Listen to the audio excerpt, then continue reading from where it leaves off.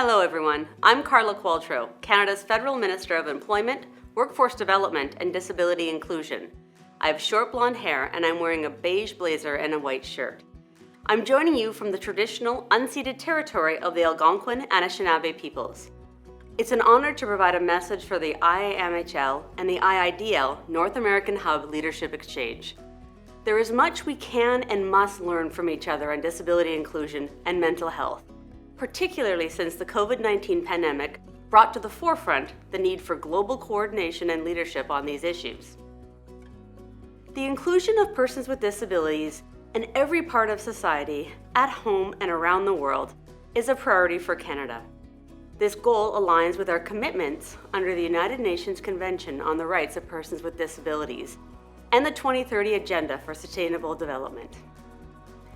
While at the United Nations for the Conference of States Parties to the Convention this year, I met with many international partners to discuss priorities for the disability community. We heard the call for more action on key issues, including the impacts of climate change on persons with disabilities, the need to build an inclusive digital transformation, and the need for improved supports for persons with disabilities as we emerge from the pandemic. In February, I was proud to have represented Canada at the Global Disability Summit. There, we took on new domestic and international commitments that focus on strengthening inclusive programming, advocacy, and capacity, building in our international disability inclusion efforts. And here at home, we have taken important steps to become more disability inclusive. Recently, we released Canada's first ever Disability Inclusion Action Plan.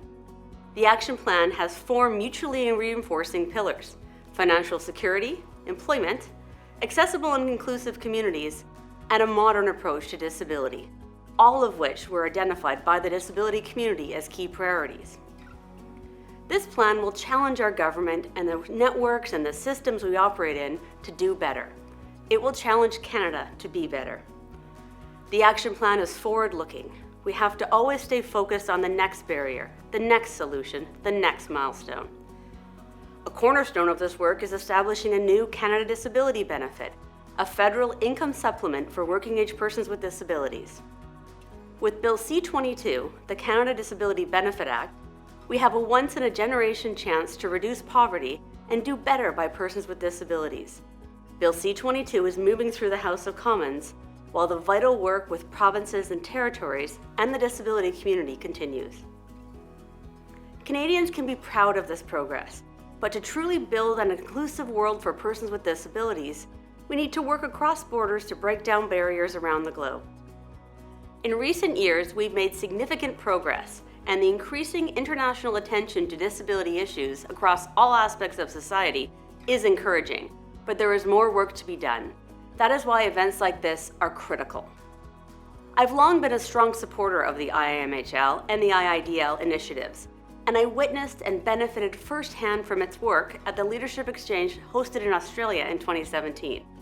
The IIMHL and IIDL and this Leadership Exchange provides opportunities for us to come together to ensure attention continues to be brought to leading disability priorities domestically and internationally, and to learn from each other.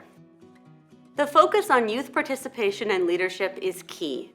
Canada believes the engagement of youth with disabilities in decision-making is critically important. The pandemic has led many youth with disabilities to become more innovative and resourceful, to create supportive partnerships, and to become better self-advocates.